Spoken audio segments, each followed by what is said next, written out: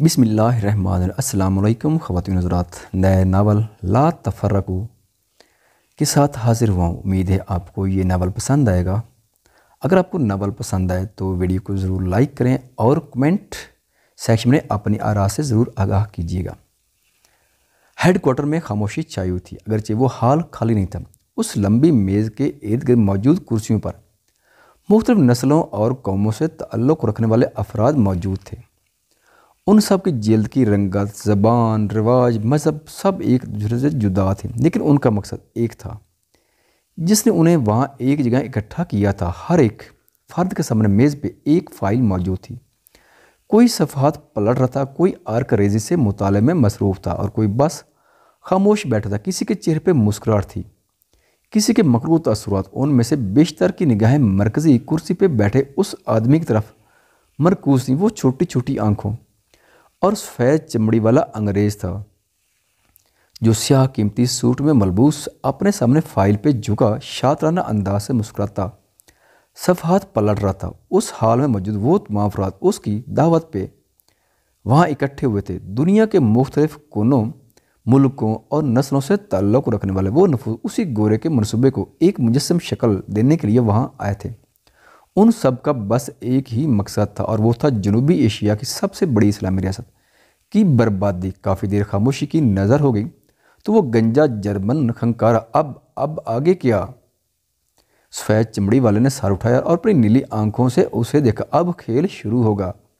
वो मुस्कुराया था। उन्हें ख़त्म तो होना ही है, ये हम तय कर चुके हैं। वो कैसे ख़त्म हुई ये इन फाइलों में दर्ज है। वो कब ख़त्म हुई? जवाब है बहुत जल्द। चुनी आंखों वाला कोरियन ज़ोर से हंसा। क्या हम ये कर सकेंगे? सुनहरे बालों वाले रूसी ने सवाल किया। सिर्फ हम ही तो ये कर सकते हैं जेंटलमैन। तुम देखोगे कुछ ही सालों में उनका नामो निशान भी मिट जाएगा। उन्हें अपनी बुनियाद पे बहुत ज़ुल्म है। उन्हें अपने मुल्क की अमारत के मज़हब पे खड़ा होने का फ़ख्र है। बस यही उनके खिलाफ हमारा सबसे बड़ा मोहरा होगा। हम उनको उनके मज़हब के हाथों ही शिकस्त दिलवाएंगे। वो बोलता चला गया। और ये वो खुद करेंगे। वो अपनी रियासत के किला में खुद ही नकब लगाएंगे। तुम देखोगे कि मरने वाले और मरने वाले का चेहरा एक सा होगा। उसने फाइल बंद की। एक रियासत इत्तेहाद से बनती है जेंटलमैन, आपस में जुड़े से बनती है, जैसे मुरकबात मुख्तलिफ अनासर के दरमियान बांड्स बनने से बनते हैं। बिल्कुल वैसे ही अफराद के बहम इत्तेहाद से एक मुआशरा बनता है। अब अगर तुमने एक मुरकब शय को तहलील करना हो तो क्या करोगे? इन बांड्स को तोड़ोगे जो इन अनासर को जोड़े हुए। तो बस हमें उनको जोड़ना ही, हमें उन जोड़ों को ही तोड़ना है। भारतीय सत्व वो हंस थे। जानती हो बगावत कब जन्म लेती है? जब जायज़ हुकूक को नाजायज़ तरीके से दबाया जाता है, जब आवाज़ों को खामोश करवाया जाता है, जब झिड़क दिया जाता है, जब कह दिए थे कि बस। उसने बंद फाइल को हाथ मारा। ये वो सब बागी हैं जेंटलमैन, वो सब जिनको कह दिया गया कि बस खामोश। वो ज़रूर का ये वो 10 लोग हैं जो आप 10 अफराद ने मुंतखब किए हैं। ये 10 लोग हैं, वो बांड्स जिनको तोड़ने से वो रियासत टूटेगी। अब ये जंग हमारी तरफ से ये लड़ेंगे और हम क्या करेंगे? उस यहूदी ने सवाल किया। तमाशा देखेंगे, भड़ भड़ जलती आग देखेंगे और इस रियासत के ठेकेदारों को उसमें जलते देखेंगे। और जब लगेगा कि अब आग बुझने को है तो इस पर तेल छिड़केंगे। शोले ही शोले, चिंगारियाँ ही चिंगारियाँ और सब बसम। इस मस्जिद ज़रार में इकट्ठे हुए वो शैतान के चले कह के मार के हंस रहे थे। उनके दिल खुशी से झूम रहे थे। वो एक बसात तरतीब दे चुके थे, लेकिन ऐसी बात जिसमें 100% जीत उनकी ही होने वाली थी। आसाब और वक्त का एक ऐसा खेल जिसका हर पहलू सनसनीखेज होने वाला था। फाइल नंबर AES 114, सफ़ा नंबर 110। वो वज़ीरिस्तान की हसीन वादियों से एक खूबसूरत वादी थी। तमकना से सर उठाकर खड़े सफ़ेद बर्फ़ से ढके पहाड़ों के ऐन बीचों बीच वादी मुर्गजार दूर तक फैले। सब्ज़ारों पे जब सूरज की चमक पड़ती तो यूं महसूस होता था गोया किसी ने ज़मर्द कालीन पे पिघला सोना उंडेल दिया। हवा बड़ी खामोशी से ऊंचे ऊंचे पेड़ों को झुलाती थी।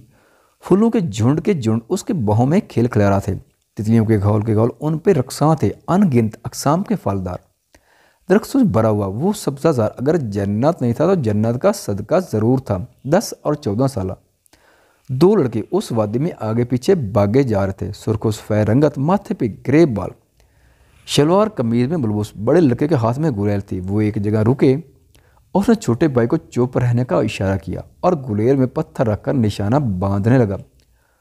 मशरूर भाई, मशरूर चुप, उसने दुरुस्ती से कहा और एक आंख बंद करके निशाना बांधा।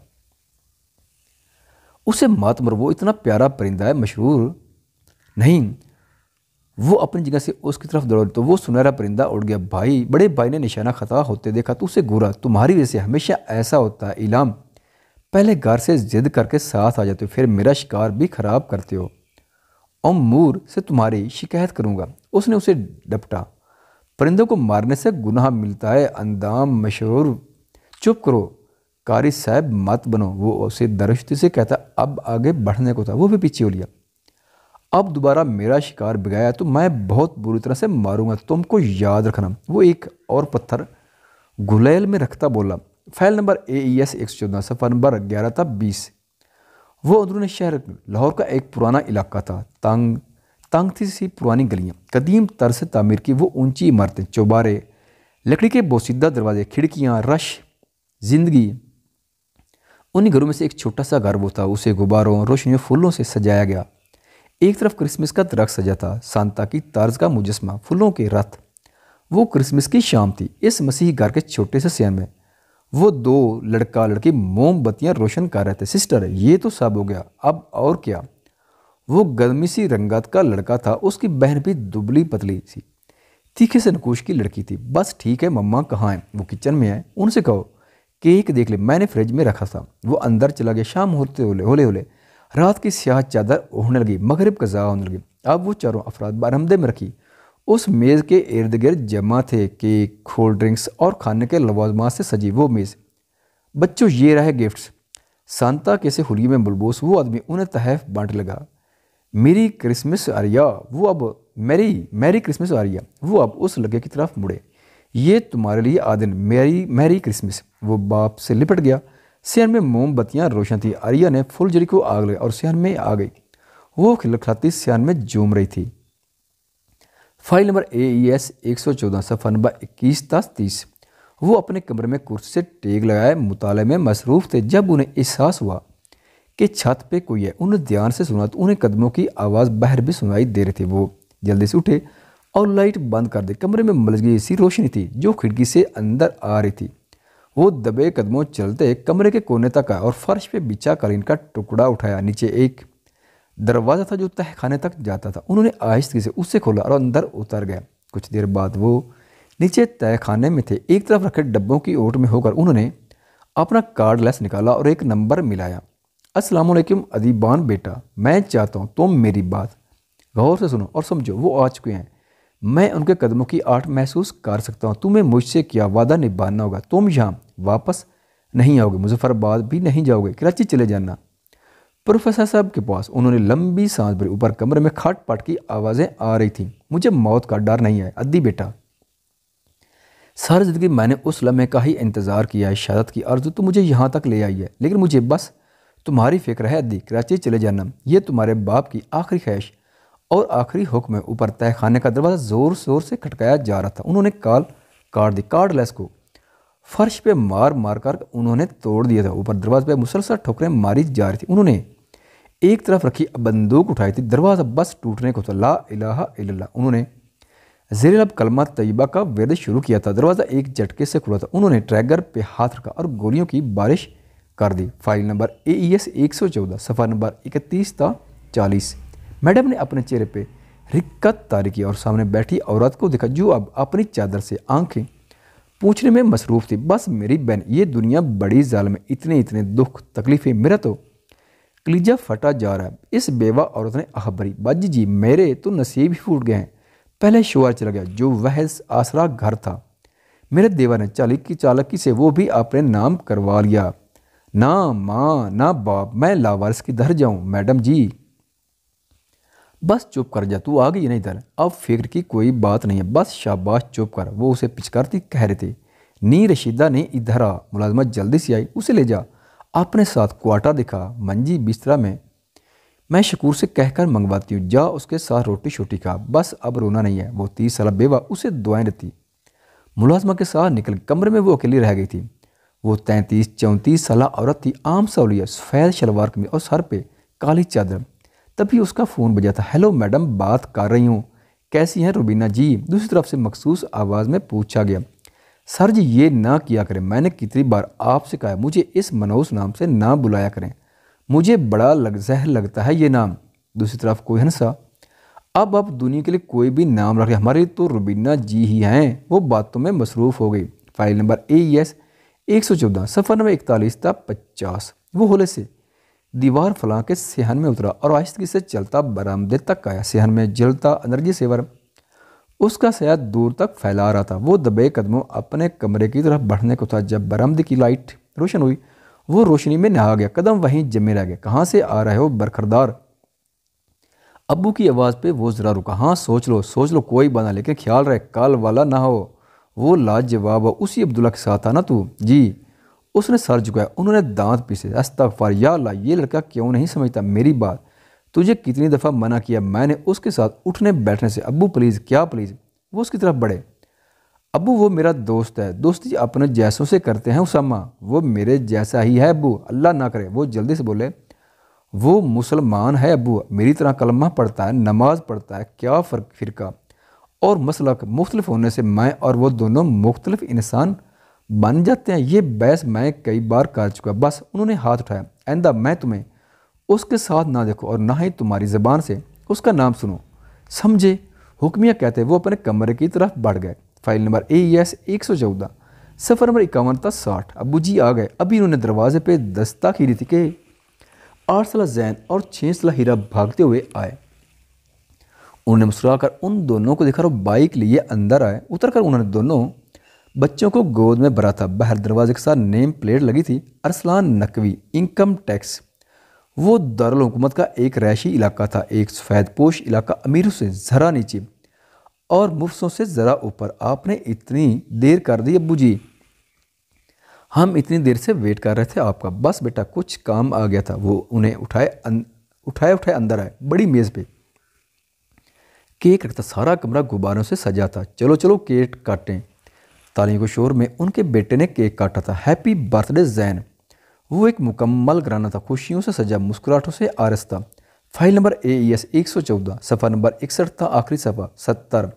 سورج کی ننھی ننھی زرد کرنیں اونچے اونچے میناروں کو چومتی زمین تک آئی تھیں۔ سرخ پتھر دمک اٹھے تھے۔ مسجد خاموش تھی۔ فجر کب کی رخصت لے چکی تھی۔ مسجد سے ملکہ مدرسوں سے بچوں کے قرآن پاک پڑھنے کی آوازیں آ رہی تھیں۔ درسگاہیں آباد تھیں، تپائیوں پہ قرآن پاک رکھے بچے ہل ہل کر پڑھنے میں مصروف تھے۔ بڑے سے صحن کے دوسری طرف بنے دفتر کا دروازہ کھلا تھا۔ اندر مسند کے اس پر وہ لگ بھگ 40 سالہ آدمی بیٹھا کتاب کے مطالعے میں مصروف تھا۔ لمبی داڑھی، سر پہ جالی دار ٹوپی، سفید کرتا شلوار۔ تبھی فون بج اٹھا تھا۔ انہوں نے فون کان سے لگا۔ انا للہ و انا الیہ راجعون۔ انہوں نے آہستگی سے کہا، آنکھوں میں نمی سے دار آئی تھی۔ میں نکلتا ہوں ابھی۔ جی آپ سارے انتظامات دیکھ لیں، میں عمران کو اطلاع کر دیتا ہوں۔ جی۔ انہوں نے فون رکھا اور لمبی سانس بھری۔ وہ کلاس سے نکل تھے جب ملازم جلدی سے ان کی طرف آیا تھا۔ عمران سے مدرسے سے آپ کے بھائی شوبان صاحب کا فون آیا تھا۔ وہ چلنے لگے۔ آپ کے والد وفا گئے۔ ان کے قدم رک گئے۔ ادیبان نے سبز بیلوں سے ڈھکے اس گھر کے سامنے پہنچ کر ایک نظر نیم پلیٹ پہ ڈالی تھی، پروفیسر حسین امتیاز۔ اس کے دستک دینے کے کچھ ہی دیر بعد دروازہ کھول گیا۔ سامنے پروفیسر صاحب ہی کھڑے تھے۔ اسے دیکھا تو دیکھتے رہ گئے، چہرے پہ کئی جذبے ایک ساتھ بہہ گئے۔ ادیبان نے ہولے سے سلام کیا تھا، جواباً وہ آگے بڑھے اور اسے سینے سے لگا لیا۔ ادی میرا بچہ۔ کچھ دیر بعد وہ ان کے سامنے ڈرائنگ روم میں بیٹھا تھا۔ وہ دور خلاؤں میں دیکھتے بول رہے تھے، تمہارا باپ وہ سب سے بہادر انسان تھا جس سے میں اپنی زندگی میں ملا۔ انہوں نے رخ موڑ کر اسے دیکھا۔ 46 سال اس نے کشمیر میں جنگ لڑتے گزار دیے۔ ان بہت سارے لوگوں کی طرح اسے امید پہ کہ کبھی تو ان کی کوششیں رنگ لائیں گی۔ وہ چلے گئے انکل اپنے بہت سارے ساتھیوں کے پاس۔ اس کی آنکھیں بھیگ گئیں۔ اسے اندازہ تھا یہ ہوگا۔ اس کے ہاتھ جو راز لگ چکے تھے، اس کے بعد وہ ان کے لیے بہت بڑا خطرہ بن گئے تھے۔ وہ نہیں جانتے جن طرح نقصان پہنچا سکتا پہنچا گیا۔ شاید اس کے ذمہ بس اتنا ہی کام تھا۔ ادیبان نے آنکھیں رگڑی۔ مت رو میرے بچے، شہیدوں کے لیے نہیں رویا کرتے۔ اور یہی تو اس کا مقصد تھا۔ تبھی دروازے پہ ہولے سے آہٹ ہوئی اور وہ لڑکی اندر آئی۔ چائے کی ٹرے میز پہ رکھی۔ یہ میری بیٹی ہے ماریس۔ اس نے چائے کا کپ اس کے سامنے رکھا۔ اب بس تم میرے بیٹے ہو، یہی میرے پاس میرے ساتھ رہو گے۔ میں تمہارا باپ نہ سی باپ جیسا تو ہوں نا، انہوں نے مان سے کہا تھا۔ اور یہی تو اس کے باپ کی آخری وصیت تھی۔ مور یہ غلط بات ہے۔ اندام نے روٹھے پن سے ماں کو دیکھا، یہ ہمیشہ ضد کر میرے ساتھ جاتا، پھر میرا شکار خراب کرتا، یہ نہ ہوتا تو میں اتنی ساری چڑیاں لے کر آتا۔ قاری صاحب کہتا ہے اس سے گناہ ہوتا ہے، معصوم پرندوں کو مارنا نہیں چاہیے۔ اس نے غصے سے علام کو دیکھا، قاری تو ہر چیز سے ہی منع کرتا ہے، اس کا بچ لے تو ہمیں سانس بھی نہ لینے دیں، بس ماں نے گھر کا ٹھیک سے کھانا کھاؤ۔ تبھی ان کا باپ کمرے سے نکلتا، بابا تم کہاں جاتا ہے؟ علام نے سے دیکھا، ساتھ والے گاؤں میں بڑے عالم صاحب بیان کرنے آ گئے، میں بیان سننے جا رہا ہوں۔ وہ جلدی سے اٹھا، ہم بھی تمہارے ساتھ جائے گا بابا۔ اندام کھانے پہ جو گیا، اسے پتہ تھا ماں اب زبردستی اسے بھی بھیجے گی۔ رات کے 12 بج چکے تھے، وہ دونوں بہن بھائی سیان میں پھول جڑیاں جلا رہے تھے، ہنسی مذاق میں مگن تھے، موم بتیاں بس ختم ہونے کو تھیں۔ سسٹر بڑا انار جلاتے ہیں، تمہیں پتہ ہے آدن پاپا نے منع کیا، اس کا منہ باندھ۔ کیوں بھائی؟ کرسمس سال میں ایک بار آتا ہے، اسے اپنی مرضی سے نہ مناؤ۔ اس نے انار سیان میں رکھا اور اسے آگ لگا دی، آن کی آن میں سارا سیان روشن ہو گیا۔ یہ کیا تماشا ہے یوسف مسیح؟ تبھی پڑوسیوں کی چاہ سے وہ تیز نسوانی آواز آئی تھی، اگر ہم نے تم لوگوں کو اس محلے میں رہنے کی اجازت دے دی ہے تو اس کا یہ مطلب ہرگز نہیں تم یوں آدھی رات کو یوں ہلڑ بازی مچاؤ۔ وہ عورت نخوت سے کہہ رہی تھی، یوسف صاحب جلدی سے باہر آئے۔ میں سوری کرتا ہوں بہن جی، کب سے برداشت کر رہی ہوں، پہلے تو تم لوگوں نے پتہ نہیں کیا کیا، انٹ شنٹ پڑا، میں نے چپ چاپ برداشت کیا۔ اب یہ پٹاخے، اگر تم لوگوں کو اتنا ہی خوشیاں منانے کا بھوت ہے تو اپنی کمیونٹی کے محلے میں جاؤ بستی میں۔ وہ عورت بکتی جھکتی اتر گئی، چلو اندر۔ آدن چھوڑو یہ، انہوں نے اس کے ہاتھوں سے پھلجڑی پھینکی اور اسے اندر گھسیٹا۔ یہ تو غلط بات ہے پاپا، جب فرد آنٹی کے بچے اور باقی محلے والے اپنے ایونٹ مناتے ہیں تو ہم نے کبھی منع کیا؟ یاد ہے میرا ٹیسٹ تھا اس رات جب یہ پٹاخے، بس انہوں نے گرکا، یہ ان کا محلہ ہے، ہم باہر کے ہیں، ہم اقلیت ہیں بیٹا، ہم اور وہ برابر نہیں ہیں۔ یہ کیا بات ہے؟ وہ غصے سے کہتا کمرے میں چلا گیا۔